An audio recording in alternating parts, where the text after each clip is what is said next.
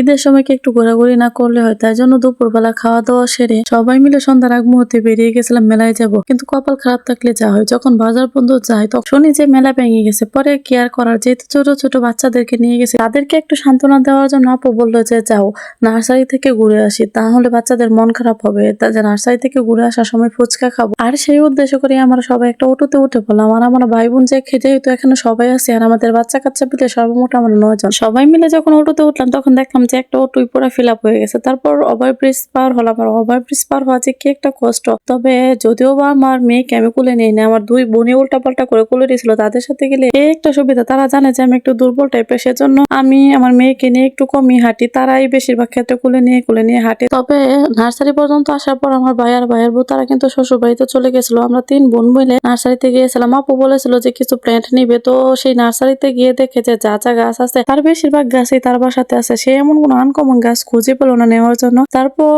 যদিও বা সে অনেক ইনডোর প্লান্ট গুলো দেখে খুঁজে একটা আনকমন ইনডোর প্লান্ট বের করেছে, যেটা তার বাসাতে নেই। পরে সেটার মূল্য জিজ্ঞেস করছে, এটা মূল্য নাকি 200 টাকার মতো, সেজন্য সে আর প্ল্যান্টটা আনছে না। আর এই যে একটা একাশি পাতার মতো দেখতে পাচ্ছেন কেমন কাটা কাটা, আমি তো এটা দেখে আপুকে বলতেছিলাম এগুলা কি পোকা খেয়ে ফেলছে নাকি। পরে আপু বলতেছিল আরে বোকা না, এটা ডিজাইন এরকম। সত্যি বলতে নার্সারিতে গিয়ে তেমন ভালো লাগার কিছু নেই। যে গাছগুলো আছে এগুলো তার বাসাতেই ছিল, তার বাসাতেই যেহেতু একটা বড় বাগান আছে, তো সেখানে সে আনকমন কিছুই খুঁজে পেল না। তারপর সবাই যার মতো একটু ঘোরাঘুরি করে সবাই একটু ছবি টবি তুললো, আমি একটু ভিডিও করলাম। আর এই যে আমার ভাগিনী, উনি তো যেখানে যাক ওনার ছবি তুলতেই হবে। আর ছোট জনকে দেখেন এখানে একটা গাছের মধ্যে লাল লাল কি যেন গোটা হয়েছে, এটা নিয়ে সে গবেষণা করতেছে মনোযোগ দিয়ে। আর গোটাগুলো দেখে সে এত খুশি, আমাকে আবার ডেকে ডেকে দেখাইতেছে যে খালামুনি দেখো এটা কি। তবে সবাই খুশি থাকলেও আমার মেয়ে কিন্তু একদমই খুশি না, সে একটু অসুস্থ, সেজন্য সে আবার একটু বোরিং ফিল করতেছিল। তো এই যে বেলি ফুলের গ্রানটা আমার নাকে এত সুন্দর করে আসছিল। আর আমি ভাবতেছিলাম যে আজকে যেহেতু বৃষ্টি পড়েছে, আমরা আসার আগে কিন্তু একবার বৃষ্টি পড়েছে, তারপর ওই ফুলগুলা থেকে এত সুন্দর গ্রান কিভাবে নাকে আসছে। তারপর